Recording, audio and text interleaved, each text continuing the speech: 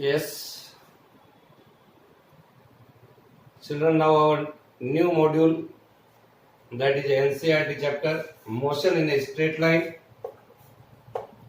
Motion in a straight line,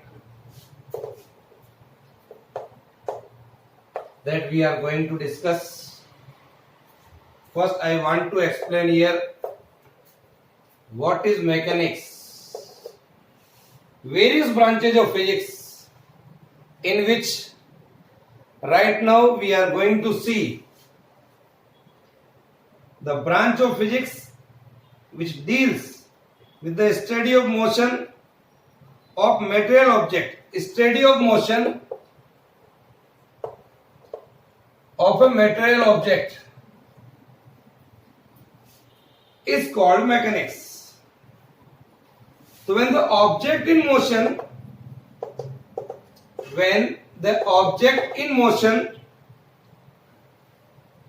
there are two conditions. One, either it is in rest position or it is in motion. What do you mean by rest? An object is said to be at rest if it does not change its position with time. Suppose I am here. Time passes, my position does not change. Time passes, 1 minute, 2 minutes, 3 minutes, I am here. So you may say I am at rest. So I mean to say that suppose a book lying on the table, a person sitting in a chair are the example of rest. Similarly, what is motion? An object is said to be in motion if its position changes. It changes the position with respect to time. Suppose I am here right now. After 1 second I am here. After 1 second I am here. So I can say a bird flying in the air, a train moving on rails, a man walking on a road like this. So this is an example of motion. So I can say rest and motion both are relative. It means an object in one situation can be at rest, but in another situation the same object can be in motion. For that I can give you an example. A person sitting in a moving train is at rest with respect to his fellow passenger, but it is in motion with respect to the object outside the trains. Is it clear? This is a very, very simple example. So we can say rest and motion both are relative to each other. Now we are going to see next one type of motion of a body. One is a rectilinear motion.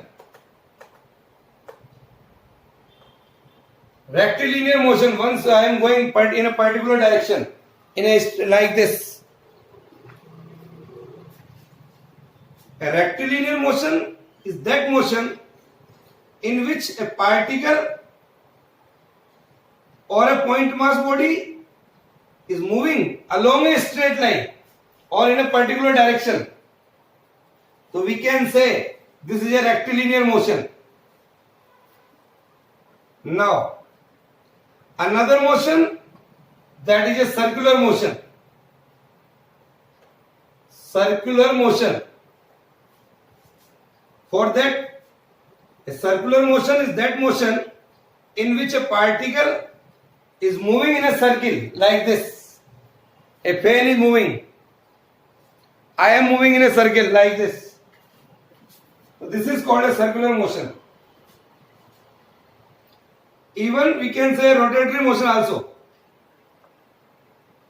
Another motion is an oscillatory motion. Oscillatory motion. Suppose this is our mean position. A particle is going this, then come, then this, like this motion. A pendulum clock. So we can say in an oscillatory motion is that motion in which a body moves to and fro or back and forth repeatedly about a fixed point. That fixed point is called mean position. Say like this, here is the mean position. Going in this direction, then going in this direction. Like this here. So in a fixed interval of time, the body is moving to and fro. So such a motion is called oscillatory motion. Now, one more thing I want to explain here. What do you mean by point mass? A concept of point mass इस chapter में हम कई जगह बोलेंगे. We are imagining a point mass. तो concept of point mass. Concept of point mass. Here, when an object in motion covers a very large distance as compared to its size or dimension, then to study the motion of that object, its size or dimensions can be neglected, or we can say object can be regarded as a point object. For example, a cricketer hits a ball and ball going for 6. Size of the ball is very small compared to the distance. So that ball may be taken as a point mass. Is it clear? Compared to distance. Even if I am going with my car from here to Delhi, a long distance, but my size of the car is very small compared to the distance from here to Delhi. So my car may be considered as a point object. Is it clear? So this is the concept of point object.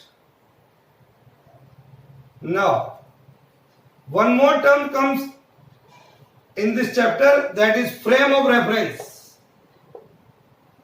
Frame of reference. For that, we are taking here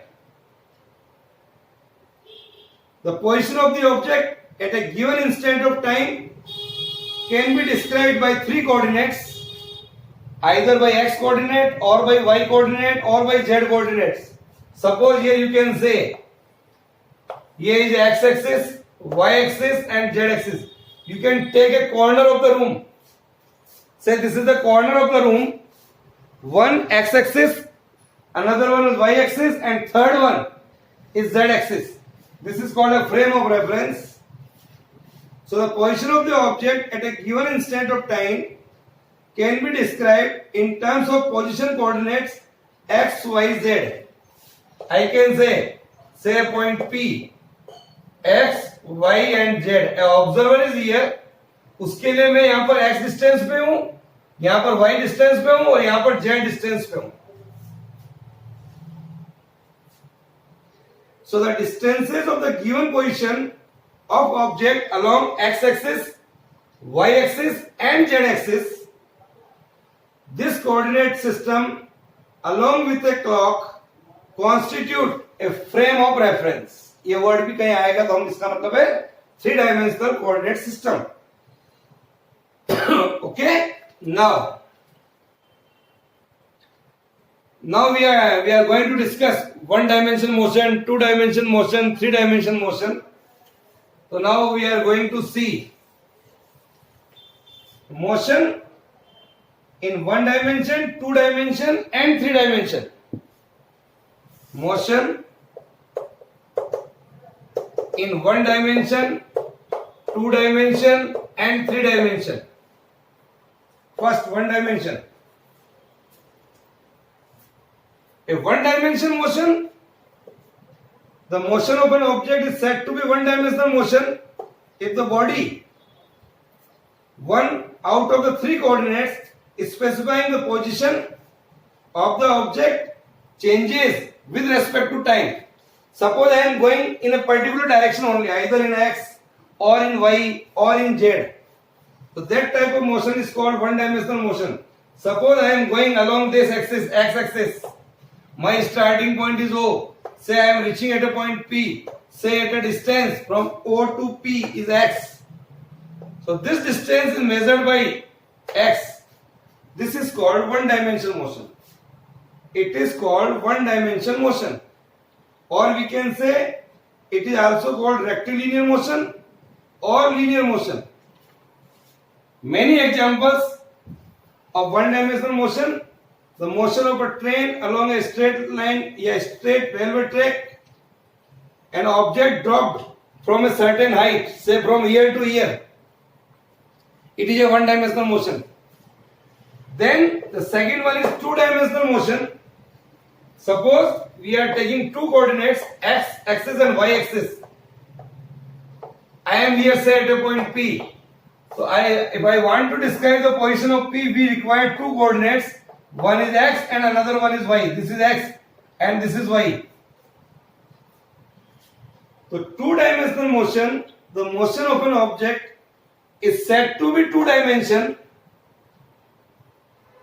So it two out of three coordinates is specifying the position of the object changes with respect to time. दो coordinate change हो रहे हैं, either xy or yz or zx. Such a motion, the object moves, is also called plane or two-dimensional motion. For example, an insect quarreling over the floor, the earth revolving around the sun, a billiard ball moving over the billiard table. A lot of example of two-dimensional motion also. Then a three-dimensional motion, here say like this: x-axis, y-axis and z-axis.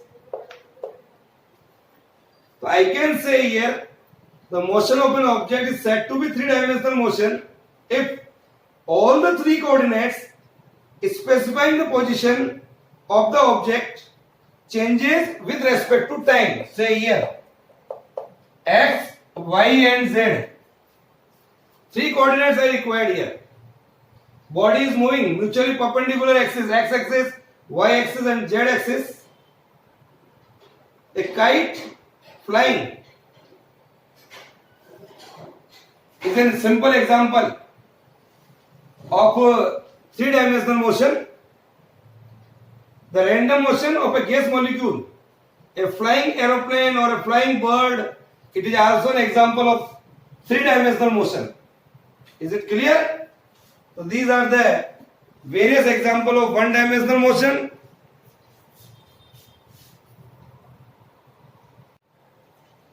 Now we are explaining two types of quantities: scalar quantities and vector quantities. Scalar quantities and vector quantities, the physical quantities which have only magnitude but no direction. Simply I have a magnitude only, not direction. That quantity is called a scalar quantity.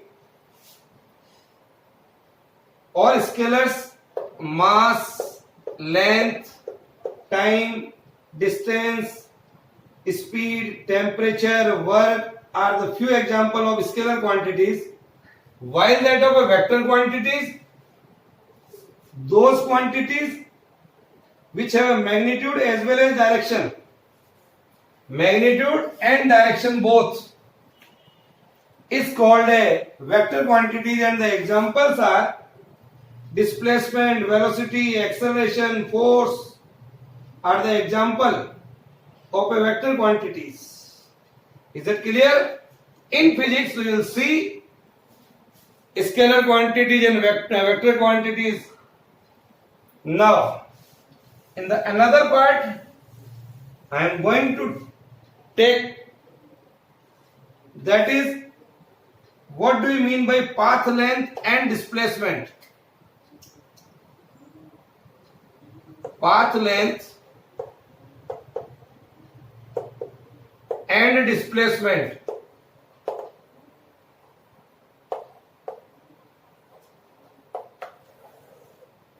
Now, what do you mean by path length? Suppose your starting point is A. You are going from A to B, then B to C, then C to A. Here is C. The actual path traveled by you is called path length. The path length of an object in motion in a given time is the length of the actual path traversed by the object is called path length.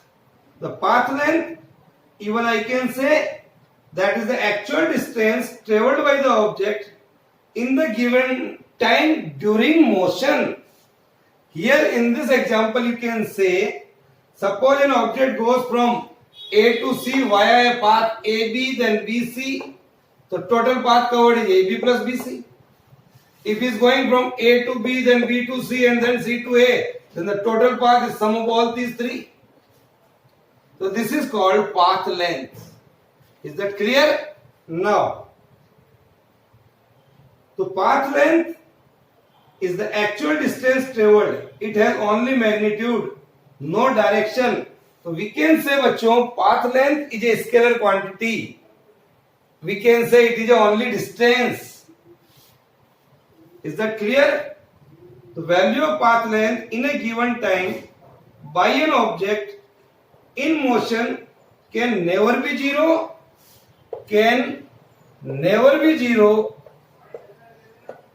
nor negative. This is path length. Second one is, what is displacement? Here again with the help of some example. The displacement of an object in motion in a given time can be defined as the change in the position of the object, or we can say the difference between the final and initial position. Say it is the initial position and it is the final position. You are going from where? Whatever the path you require. Say you are going from here, then here, then here. But here is the initial point and here is the final point. So the distance in between A and C is called displacement. I mean to say here.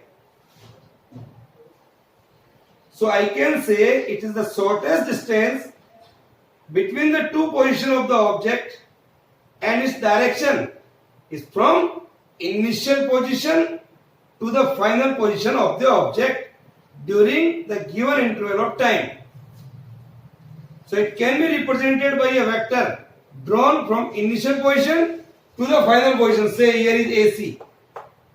Something like this. This is the called displacement. This is called displacement, is a vector quantity because it possesses both magnitude as well as direction. So I mean to say that, children, the displacement of an object in motion can be positive, it can be zero, it can be negative. So this is the difference in between path length and displacement. Now, again I am saying the path length, or we can say distance.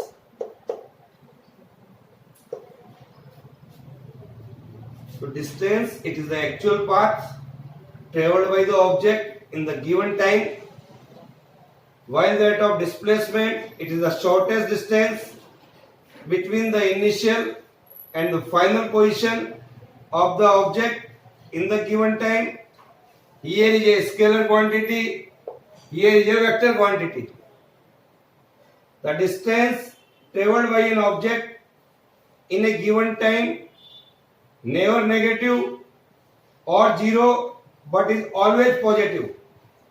But while that of, we can say, the displacement of an object in a given time can be positive, zero or negative. So these are the big differences in between distance and displacement. So remember it, and you know the examples, various examples of distance and displacement you can find out. Is that clear? Now, another small part. What do you mean by speed?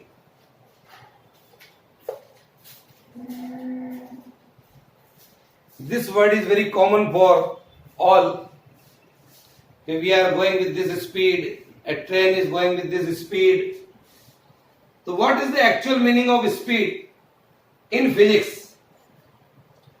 Speed of an object in motion is defined as the ratio of the total path length, or we can say actual distance covered, and the corresponding time taken by the object. So I mean to say that speed is equal to total path length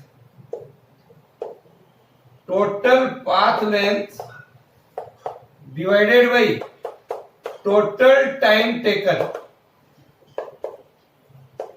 Is it clear? Now, so distance traveled divided by time taken. Distance traveled divided by time taken. This is the simple definition of a speed. Now, speed is a scalar quantity. It gives no idea about the direction of the motion of the object. It gives only magnitude us. Speed of the object can be 0 or positive, but never be negative. Okay, so remember this. The unit of the speed, the total path length, that is in meter divided by total time, meter per second, ms minus 1. The dimensional formula for the speed, m0 L1 t minus 1. Here we can say different type of speed. First I want to describe here a uniform speed. फिर करेंगे variable speed, फिर करेंगे average speed. So what is the meaning of uniform speed? An object is said to be moving with a uniform speed if it covers equal distances in equal interval of time. It covers equal distances in equal interval of time. That is called uniform speed. Suppose our car is moving on a straight road from place A to place B. एक जगह से दूसरी जगह पे आप जा रहे हो A to B. Suppose here is A and here is B. Distance 80 kilometers covers in 4 hours and covers 20 kilometers in every 1 hour. Total distance, suppose 80 kilometers, that covers in 4 hours and covers 20 kilometers in every 1 hour. The car is moving with a uniform speed, that is 20 kilometers per hour. Then the second one is variable speed. An object is said to be moving with a variable speed if it covers equal distances in unequal interval of time. समय अलग अलग लग रहा है और unequal distances in equal interval of time. So we can say variable speed or non-uniform speed. Suppose our car is moving on a straight road, say from place A to place B, and covers successive 20 kilometer distance. Suppose first 20 kilometer in 1.5 hour, then in 1.25 hour, then in 1 hour, then in 2 hours. So every time it takes a different time. So speed of the car at a different location is different. That is called variable speed. That is called variable speed. Now, one more thing I want to explain here. That is average speed. Third one is average speed.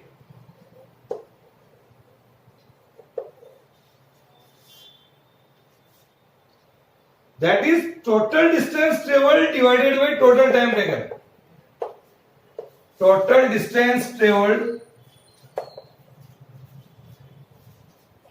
divided by total time taken. Here, when an object is moving with a variable speed, then the average speed of the object is the constant speed with which the object covers the same distances in a given time, as it does while moving with a variable speed during the given time. So I mean to say that the total distance कितना cover किया, total time कितना लिया, that is called average distance. If a particle travels, suppose a distance s1, s2, s3 like this, say with a speed v1, v2, v3 like this. In the same direction, the total distance traveled is s1 plus s2 plus s3, something like this. Total time taken, that is s1 by v1, s2 by v2 like this. Then divide these two. That is called average speed. It is clear? So this is the average speed. One more thing I want to say here, that is instantaneous speed. Instantaneous speed means at any instant of time. Suppose you are moving a bike or a scooter and you are seeing a speedometer, and at that time what is the speed? So instantaneous, instantaneous, instantaneous speed. When the speed of the object is variable, the speed of an object at a given instant of time, the instantaneous speed is given by rate of change of displacement. ये you समझ लीजिए आप. Sorry, ds by dt, not the rate of change of displacement. Sorry for that. So ds by dt, that is the differentiation coefficient of s with respect to time. हमने यहाँ पर s, it is a distance, इसका differentiation ले लिया यहाँ पर. पहले मैं डिफरेंशिएशन बताऊंगा आपको इन द नेक्स्ट लेक्चर. अभी मैं यही इसको खत्म करता हूं, because first I am going to discuss what do you mean by differentiation and integration. Then we will come to this point. Right now, अभी आप केवल इतना सा ध्यान रखिएगा, instantaneous speed, the speed at any instant of time, that is called v. So v is equal to ds by dt. Just remember here only. Okay.